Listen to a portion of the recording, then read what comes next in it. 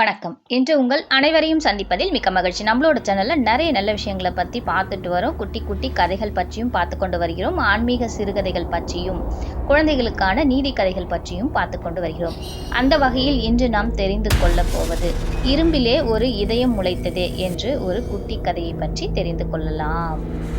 நகரத்தில் ஒரு காலனி இருந்தது. பல குடும்பங்கள் ஒன்றாக வாழ்ந்து வந்தது. அந்த காலனியில் பல குழந்தைகள், பெரியவர்கள் என மாலை நேரத்தில் ஒன்றாக இணைந்து கூடி மகிழ்வார்கள். காலனியில் ஒருவர் அவரது வீட்டிற்கு புதியதாக ஒரு ரோபோட்டை ஒன்றை வாங்கி கொண்டு வந்து வைத்திருந்தார். அது எல்லா வீட்டு வேலைகளையும் செய்தது. அவருக்கு ஒரு துணையாக இருந்தது. எப்பொழுதும் போல மாலையில் அந்த காலனியில் இருப்பவர்கள் ஒன்று கூடியிருக்கும் பொழுது அவர் அந்த ரோபோட்டை அழைத்து சென்றார். அங்கு வந்தவுடன் அதை பார்த்து அருகில் இருந்த மக்கள் வேண்டாத ஒன்றை பார்ப்பது போல் ஒதுங்கி சென்றார்கள். அவர் அந்த ரோபோட்டுக்கு ராக்கி என்று பெயர் வைத்திருந்தார்.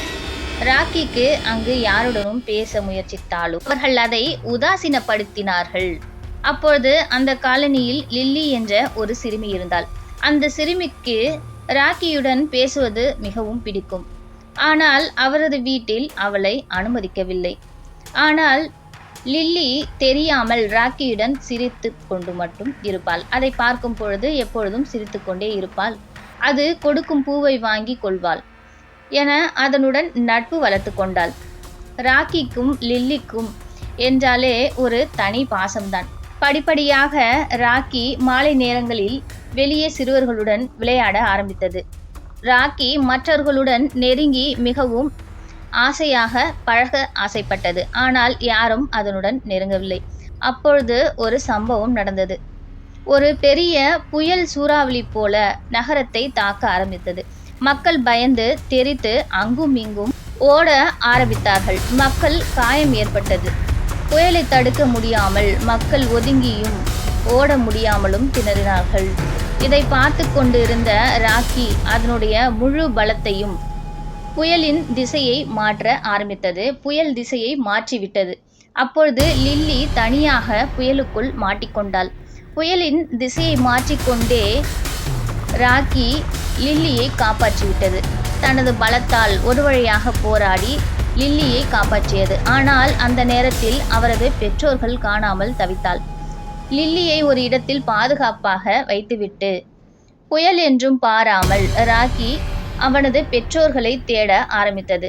அவரது பெற்றோர்களை அங்கும் இங்கும் தேடி பார்த்தது. அடுத்த பெரும் சூறாவளி காற்றில் லில்லியின் பெற்றோர் மாட்டி தவித்து கொண்டிருந்தார்கள். பார்த்து ராக்கி அவர்களை துணிச்சலாக காப்பாற்றியது. ஒரு வழியாக லில்லியை அவரது பெற்றோர்களுடன் சேர்த்து வைத்தது. புயல் காற்றும் அடங்கியது. இப்பொழுது அந்த காலனிக்கு ராக்கி பெரிய சூப்பர் ஹீரோ போல் தெரிந்தார். அவனை இப்போ எல்லாருக்கும் பிடித்து விட்டது. எல்லோரும் அவனை ஒரு மிஷினாக பார்க்காமல் அவன் செய்த உதவியை பெரிதாக நினைத்தார்கள். ராக்கி இப்பொழுது மிகவும் சந்தோஷமாக இருந்தான். இப்பொழுது அவன் அந்த காலனியில் ஒரு பெரிய ஹீரோவாக நடமாடிக்கொண்டு இருக்கிறான். இன்று நாம் இந்த பதிவில் ஒரு குட்டி கதையை பற்றி தெரிந்து கொண்டோம். நாளை வேறொரு பதிவில் சந்திக்கலாம். நன்றி, வணக்கம்.